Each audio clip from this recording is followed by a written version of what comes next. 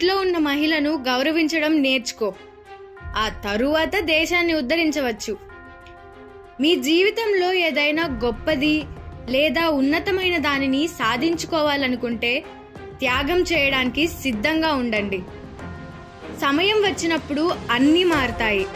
అందుకే సమయం ఉన్నప్పుడే గర్వంగా ఉండకు. అలాగే చెడు సమయం ఉన్నప్పుడు ఓపిక కోల్పోకు. ఈ 3 విషయాలు వదిలే. 1 మోసం చేయడం, 2 కోపం తెచ్చుకోవడం, 3 అత్యాశ ఉండడం. ఎంతసేపు ఆడవాళ్ళ వెనక తిరుగుతావు? కొన్ని రోజులు వదిలేసి కష్టపడు. లగ్జరీ రేంజ్ రోవర్ కార్లో తిరుగుతావు. నువ్వు చేసే ఏ పనైనా ప్రేమతో, ఇష్టంతో చెయ్యి. అప్పుడు వచ్చే ఫలితం కూడా అంతే సంతృప్తినిస్తుంది. ఒక అమ్మాయి నీ గురించి ఎప్పుడు ఆలోచిస్తూ ఉండాలి అంటే తనకు ఏ విషయంలో అయినా నో చెప్పు. నువ్వు బాధపడుతూ ఉన్నావు అంటే గతంలో ఉన్నావు అని అర్థం. నువ్వు ఆతృతతో ఉన్నావు అంటే నువ్వు భవిష్యత్తులో ఉన్నావు అని అర్థం. కానీ నువ్వు ప్రశాంతంగా ఉన్నావు అంటే మాత్రం నువ్వు ఈ క్షణంలో ఉన్నావు అని అర్థం. ఎవరైతే ఎక్కువగా ఆలోచించలేరో వారు ఎక్కువగా మాట్లాడకూడదు.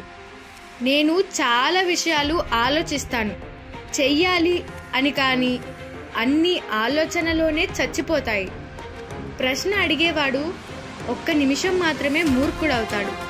కానీ అడగనివాడు జీవితాంతం మూర్ఖుడిగానే ఉండిపోతాడు. కరిగిపోయేది కాలం ఒక్కటే కాదు, దానితో పాటు నీ వయసు కూడా. తెల్ల జుట్టు వచ్చింది అని బాధపడకు.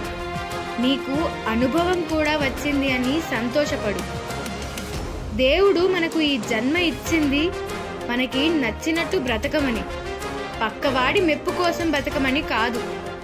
ఎండ తగలకుండా పెరిగిన చెట్టు లేదు, గుండె నలగకుండా ఎదిగిన మానవుడు లేడు. మోసే భారాన్ని తలుచుకొని బాధపడకు. ఈ ప్రపంచాన్ని మోస్తున్న భూమి నీ కాళ్ళ క్రిందే ఉందని మర్చిపోకు.